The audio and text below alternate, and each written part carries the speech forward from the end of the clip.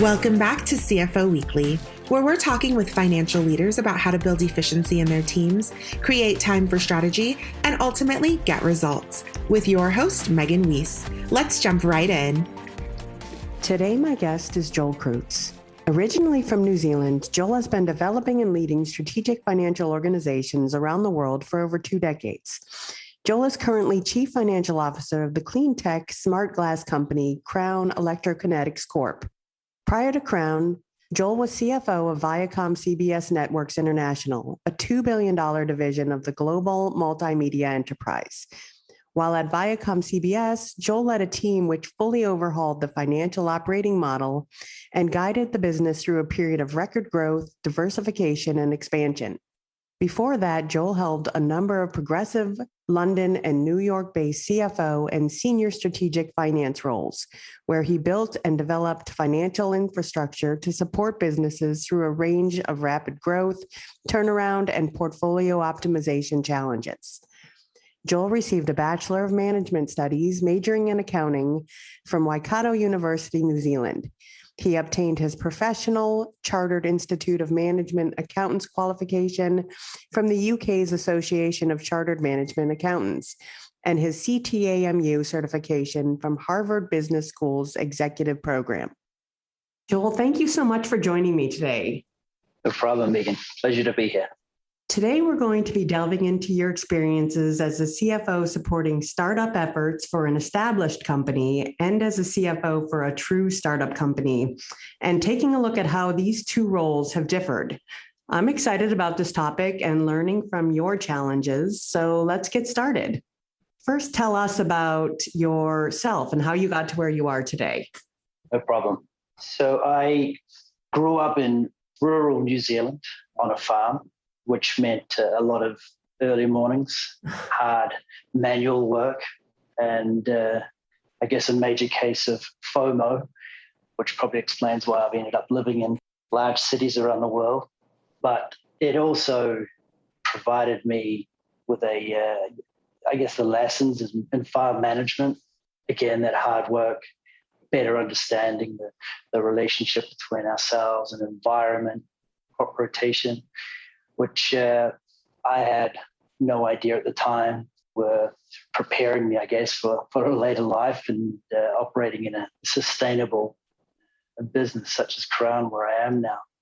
When I left the farm, I did a Bachelor of Management Studies and majored in accounting at university, and then moved to London, where I started to really learn about finance, business, and how to practically apply skills. In London, I had a number of roles in companies such as the BBC, BP Oil, Bloomsbury Publishing, and most significantly at Viacom. But wherever I was working, I was always learning and just trying to extract as much from every experience from everybody that I encountered, whether it was studying management decks, rolling through systems manuals, or just speaking to people to really understand what they did, how I could add value, and just trying to connect dots.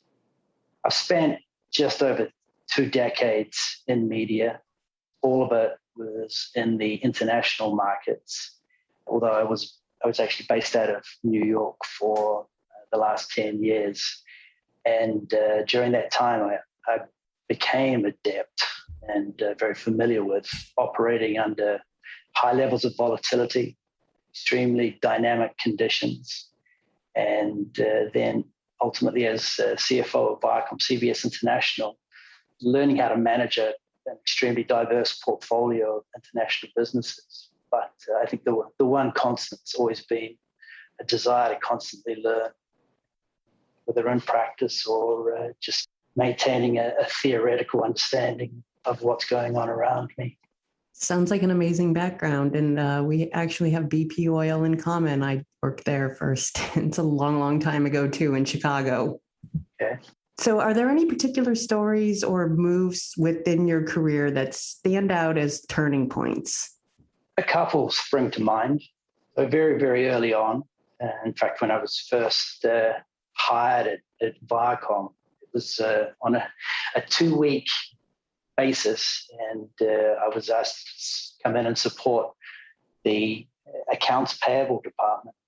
And I'd been there for a week and noticed that there was a large pile of work on my supervisor's desk that just didn't seem to be going anywhere. So I asked what it was, if I could help with it, and it turned out to be the international invoices, which he really did not enjoy doing.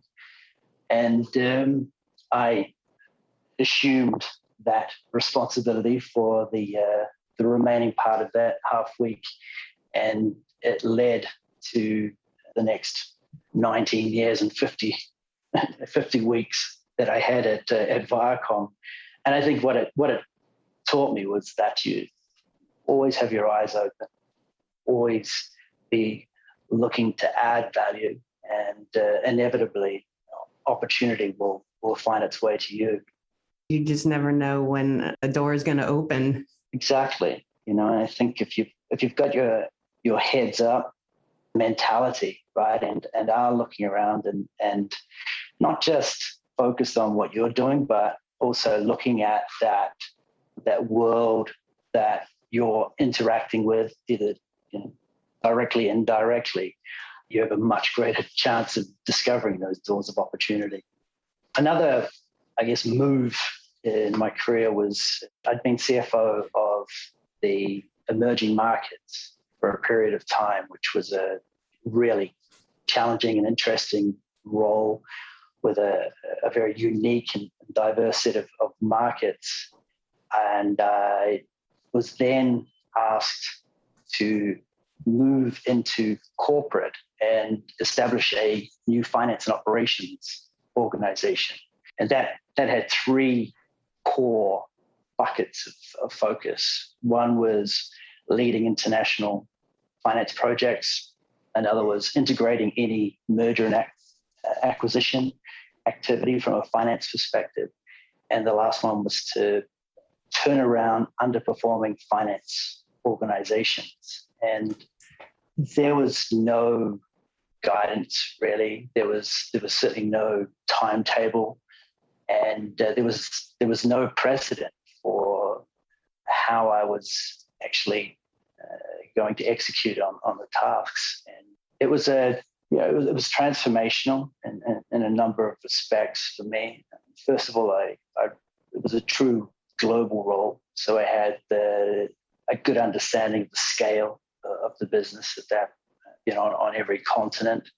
It was multicultural, multinational. So learning how to interact and to operate with a very diverse community was eye-opening.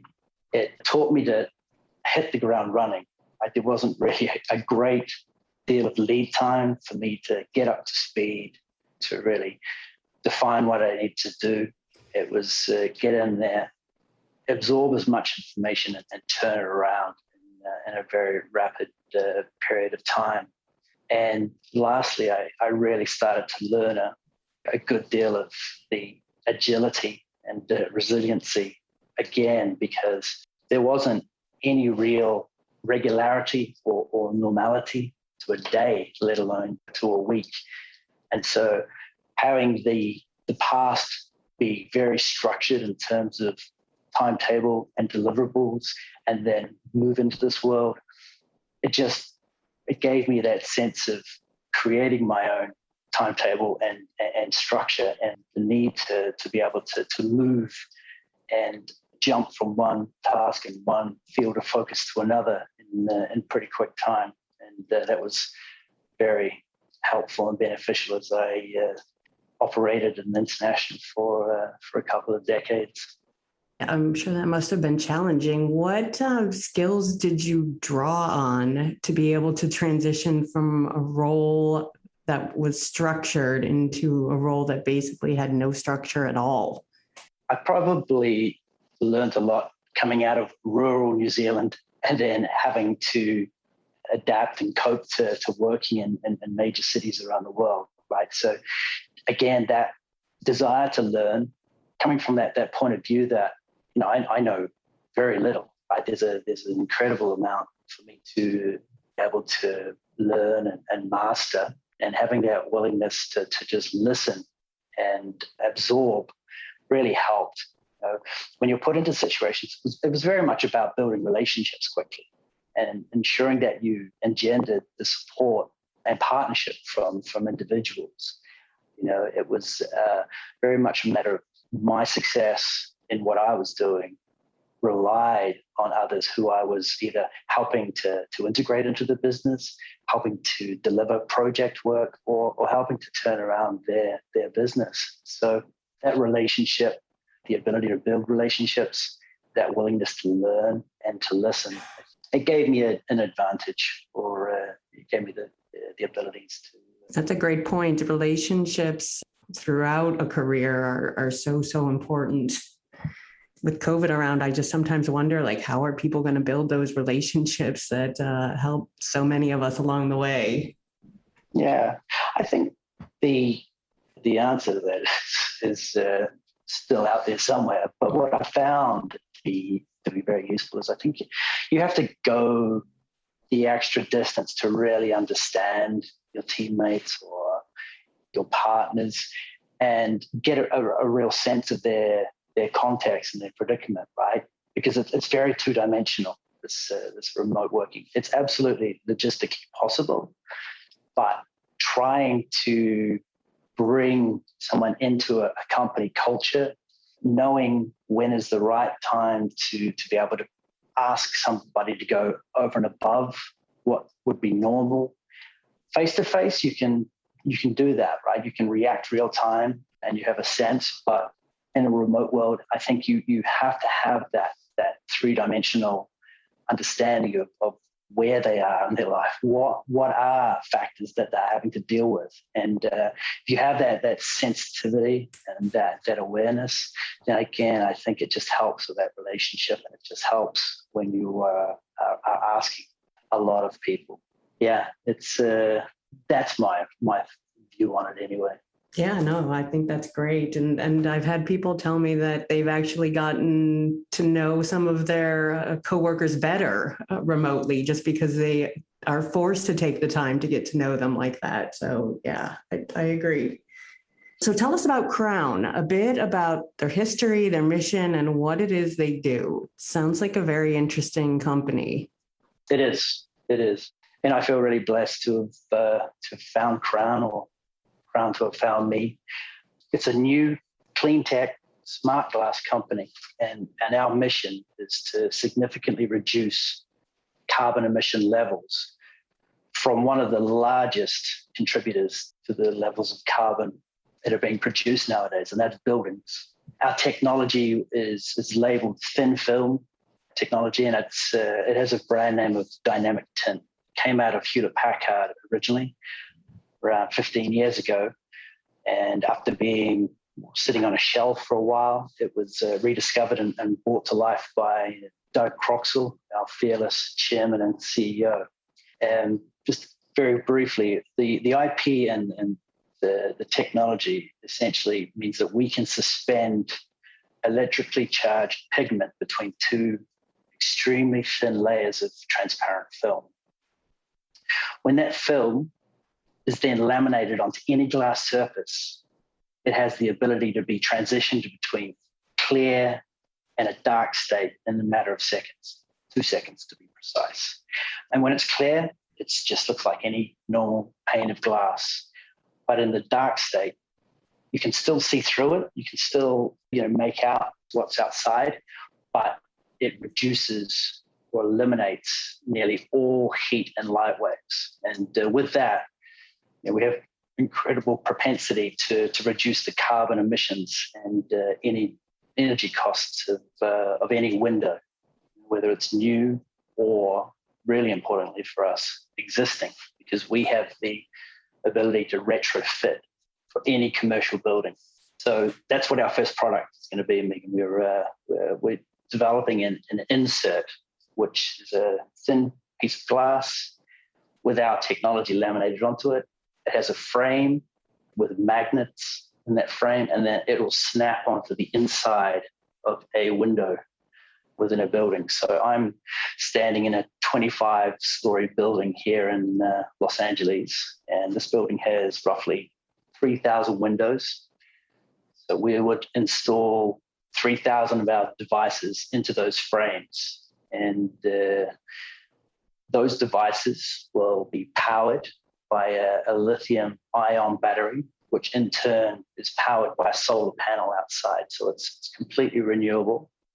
And importantly, that means it doesn't need to be wired into a building either.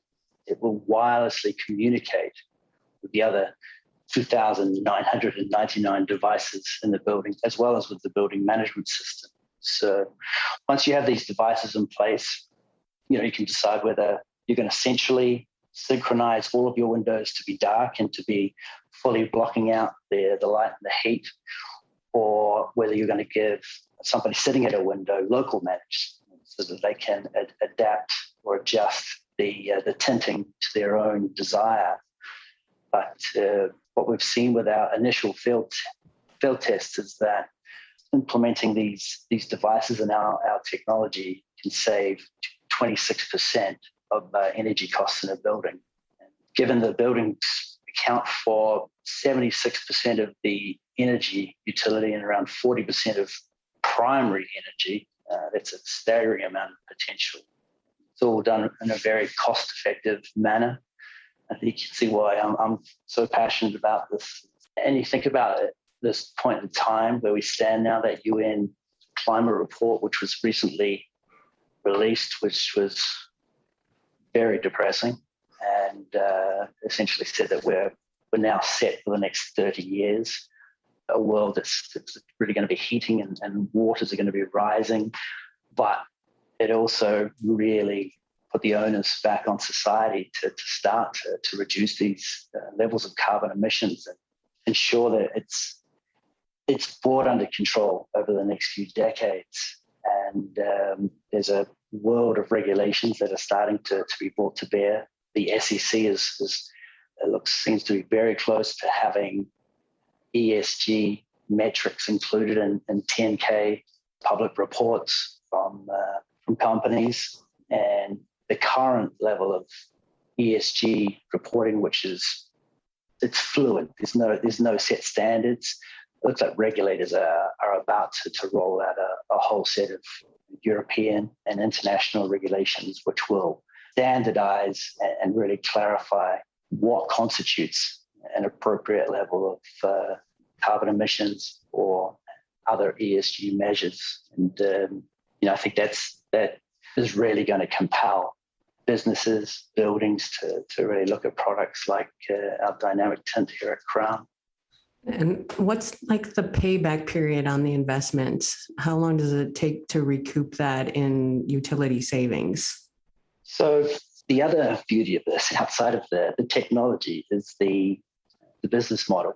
So a business or a building such as this with 3,000 windows would cost around $2.5 million to put these devices in every window, which is a substantial capital outlay, no doubt. But the beauty of our devices is that we can actually lease these because they're not fixtures and fittings, right? They snap in with a magnetic frame and they can be snapped out as well. So once you start to think about spreading the cost of this investment over 10 years, it really reduces the amount of operating costs on an annual basis. So inside of 1 year, we would expect the payback to be less than 9 months. Wow, that's amazing. A really fascinating product. So let's discuss your role specifically and what were you brought in to accomplish? Well, I see my role here as part engineer or scientist and part artist.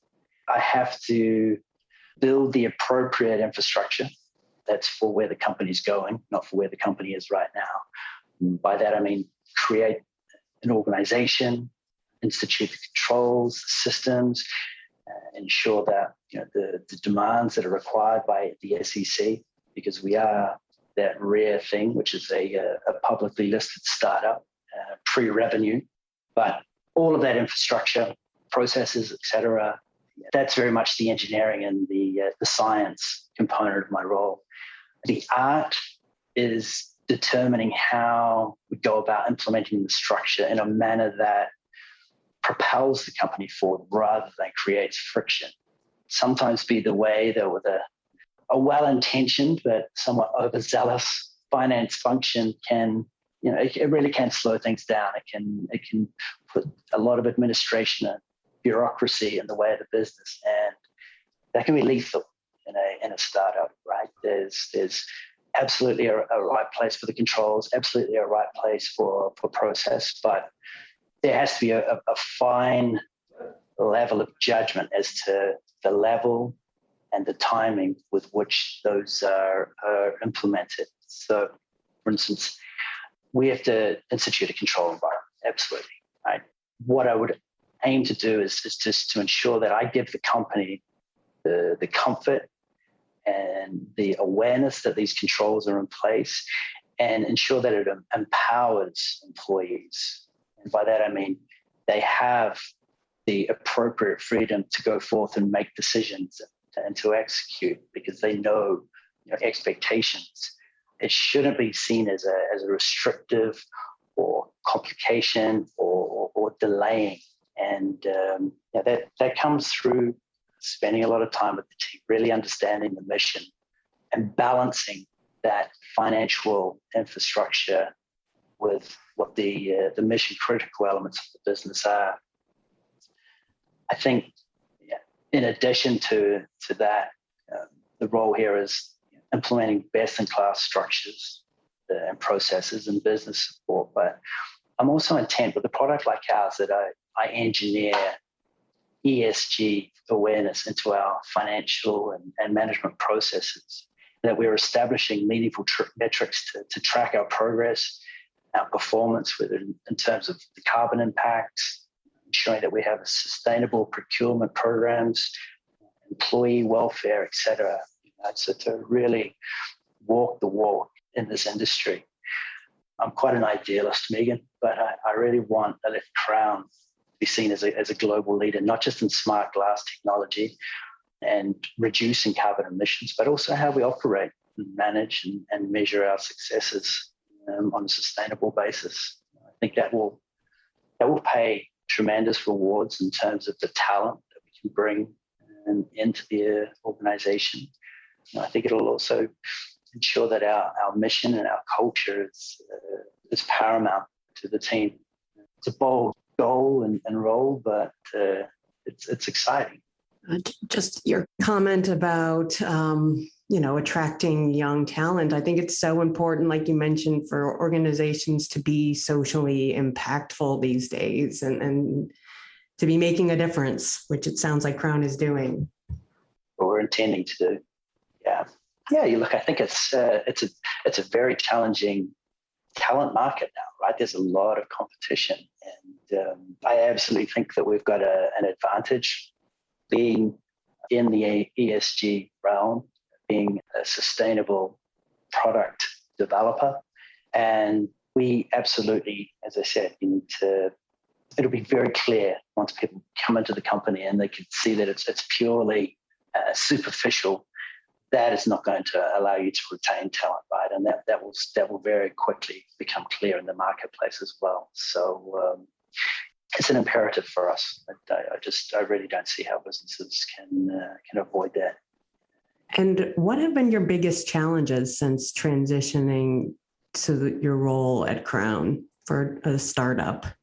Well, apart from dragging my family from the East Coast to the West Coast, I think the combination of being an SEC reporting CFO in a pre-revenue startup means that you're operating at the extremes of the spectrum, really. One moment you're presenting to investors, the next year you're proofing through a pretty substantial 10K disclosure document, and then the next year filling out an expense claim for a new starter. So the range is quite jarring. But I've always thought that you you learn best when you walk a mile in someone else's shoes. And so if I'm building an infrastructure, I want to experience every element first to know and sure what I'm talking about, and then eventually asking others to actually do. And what are the skills that you think a CFO needs to be able to thrive in a startup environment? I don't think there's a specific skill set. I think you need to be able to draw upon multiple skill sets. But I guess if there is one skill set, it's knowing when to draw upon and apply each of your skill sets, if that makes any sense. What I mean is you can't always rely on an accounting or an analytical or a controller-driven approach. It's far more nuanced. And again, it comes back to that requirement of part engineer, scientist, and part artist. I think, to be honest, it's more a case of character than skill sets. You have to be adaptable. You have to be resilient. And you've got to be very proactive. You can't always expect there to be people around you to be giving you that guidance or to bounce ideas off. There will be the opportunity to do that, but it's not always going to be there. And you need to be able to move quickly. So, you have to have that judgment and that confidence in your decision making. And I think that combination of character and knowing how to draw upon your experience and your expertise will put you in good stead. So in your previous role, you helped an established company start up new divisions and geographical locations. In general, how does working at a true startup differ from your role at Viacom? In an established company, there's somewhat of a set formula. There's infrastructure in place, there's resources to lean upon, but in general, there's precedent, right? There might be some unique elements to it, but there's a playbook of sorts that you can generally refer to. I think there's also a lot of time that is spent dealing with the administration and in some respects the bureaucracy that is an essential component of large and established companies. And there's also a lot of time and energy that has to be invested in driving change. You have to ensure that you get the sponsorship on board, that you change hearts and minds before you even begin the change. That level of energy and emotion that has to be invested up front is it's substantial and it's necessary. If I then contrast that with the startup world, clearly there's very little structure in place. There is very little in the way of precedent or guidance or an understanding as to how best you approach or prioritize the work or the task at hand. So it goes back to that point I made before about you need to have a high level of judgment. You've got to have confidence in your abilities and in your capability to make the right decisions. And you really do need to have a very good level of empathy to really understand the founders, to really understand your executive team and understand how you can help them be successful on a very fluid basis too, because obviously things are moving at a very quick rate. It's very dynamic, and trying to be 2-3 steps ahead of where everybody else is heading, I think it's a critical skill set, and it takes a while to develop. But that, I think, is how you will be successful there. Is just skating to where the puck is going to be and building that infrastructure and that support for 6, 12, 3 years down the line. That's what I'm trying to do anyway. Oh, and the other big difference is that I'm really loving wearing Nikes to work every day. How does your family like the West Coast compared to the East Coast? It's quite a surreal place to drop in, but they love the space. They love the weather. They love the swimming pool. So it's they're acclimating. What we're probably not suitable for podcasts, but what we're doing at the moment is just really evaluating whether or not we live here or whether I do this work bi-coastally. And I think we came out here initially thinking that it was just going to be a trial period, but it looks more and more likely the family won't be going back to the East Coast for an extended period of time. Well, I guess if there's one good thing that's come out of COVID, it's flexibility to be able to do things like that. Yeah, that's one benefit I do have from my family. They're very, very supportive, and my wife has really successfully managed her work remotely. And you just have to look at this as an opportunity to do and explore in a way that you haven't or you can't at normal times with the school year and with work commitments. We've made the most of it. So did Crown find you or did you find them? Yeah, somebody from the board reached out and said that this was an opportunity that I might be interested in. It didn't seem like an obvious opportunity. Wrong coast, straight into public company reporting, brand new sector. But as a company, part of our culture is that we have a hiring process that involves as many people as it needs to. And in my case, it was a lot. I spoke to board members. I spoke to all of the executive team. So it was around 9 rounds of interviews. But with every interview, the interest and the enthusiasm and the understanding of the potential just really grew. It's a very rare opportunity where you can come into a startup that's publicly listed, but also a startup that has such an unlimited potential, really, to do something that's so beneficial for the planet, but also at the same time has so much potential to generate shareholder value. It was an extraordinary opportunity. And as I said earlier, I'm just very, very thankful and appreciative that it's found its way to my door. And talk to us specifically about the allocation of capital and how that differs between your CFO role with Viacom and your current CFO role at Crown. Yeah, that's night and day. Yeah. The vast majority of my time at the large companies such as Viacom, CBS, cash management wasn't targeted at a level that you either felt responsible for or already capable of influencing. A lot of the decision making happens at corporate, which makes an absolute sense through the treasury team. So, as a divisional CFO, you obviously have targets, and it's part of your metrics. But it was far more focused on growing the revenue profitability, more so than the actual cash management. I certainly had no sense of the cost of capital within the company. I mean, the strategy teams would always apply a percentage to our proposals, but to this day, I'm not quite sure what that ever correlated to.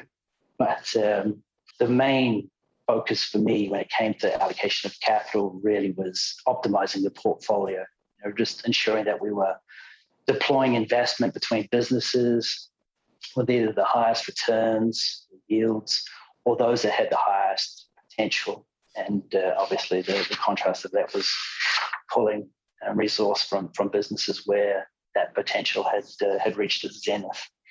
If I now contrast that with the startup, it's the lifeblood here. It's daily monitoring our cash burn, determining how we're tracking, understanding how we have to course correct. Every single payment is scrutinized, and that we're being super frugal in all aspects, apart from those that are business critical, such as hiring talent and obviously putting the R&D into our product and also into our customer discovery process. In addition to the daily focus, we're always looking down the road with a view to how we support that investment, infrastructure, and talent acquisition as well. So it's a constant balance between that day-to-day cash management, and then strategic capital planning. It's critical, and it's a great challenge, one that I'm really enjoying. I'm sure that procuring the capital must be night and day as well. So can you talk to us about the specific challenges you've faced at Crown and how you're overcoming them or how you've overcome them? Well, I was blessed in that I arrived at Crown post IPO. We went public at the beginning of January, the end of January this year, and we have a passionate base of investors who firmly believe in the product and management and the mission, and that means that we have a runway, which is not always something that startups have available to them, but it's obviously a finite runway, and that was never the case with a large corporate organization. Right? The funding and the cash and capital was always assumed to be available and on tap, as long as the cause was worthy and the requirements were met. But there's a high bar and high level of responsibility that we have to our investors to ensure that capital that they're entrusting us with to grow Crown and to ensure that we're delivering on our mission and our product. And I feel that very personally, that responsibility. So we have a lot of discussions with our investors. We keep them well updated on our progress and expectations, and obviously they have full transparency and visibility into how we're allocating that capital. It's a healthy bit of pressure and awareness that they have that keeps us operating things and managing them in an optimal manner. And what advice would you give other CFOs who are stepping into the role at a startup? What surprises did you experience along the way? I think before you step into the role, do your diligence on the team, regardless of how tough the circumstances may or may not be. It's invariably going to be the team that dictates your success. So the executive team, the founders, anything that you can do to obviously research or ask questions up front in that interview process. You really are interviewing the company on an equal basis to them interviewing you. When you get in to a startup, be prepared to be constantly distracted. I think there's a comfort, assurance from having a good timetable and schedules to check through and to check off. But your initial timetable is really going to be start work, deal with whatever gets thrown at you, finish work,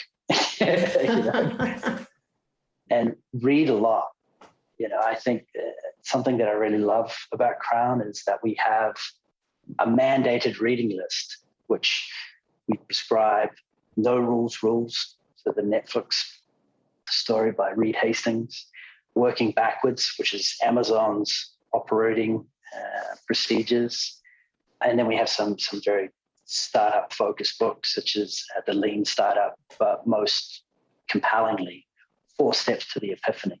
And that's really our Bible, and that to us represents our approach to going to market, which is very much a customer focus rather than just assuming that your product is going to go out there and people are going to be accepting it with open arms, right? You really do need to understand your market and your customers. But I love that fact that we're readers and that we are learners and that we're also appliers of what we're learning.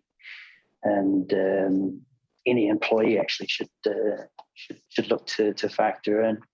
Yeah, I love the required reading list. I think it inspires a lifelong love of learning. It's important to keep reading even when you're long done with school. Yeah, it's actually when we're evaluating talent and looking to bring individuals in, we have 3 bars that we ask them to clear. One is obviously that you have competence, that you're going to be performing the work at a very high standard, that's almost table stakes. The second is that you have a passion for sustainability, right? That you genuinely believe in our mission and that you don't just live that at work, but that you also live it in your life. And thirdly, that you are a lifelong learner, whether that be continuing studies, whether it be reading. It really is important to us that you're curious and you have that desire to constantly better yourself and to continually improve. And, I don't think there's much wrong with that as a set of requirements. Yeah, I think that those are 3 great things to be looking for. I'm sure you must find a lot of great talent when you're looking at those 3. So as a CFO, what is keeping you up at night these days? I think the next bear market, I have to be aware of what that's going to mean. We've obviously been in a fairly bullish and buoyant market for some time, but obviously gravity will generally prevail. And, you don't have the same insulation in a small growing business as you do in a large established. So just thinking about how that's going to impact the business model, how it's going to impact our customer base, capital markets, all of those elements. Not that you can influence a lot, but it's certainly having that in mind and starting to think about contingencies is something that I do contemplate a lot. Operating in this new sector, so the ESG sector is just exploding at the moment. There's an incredible amount of ESG funds.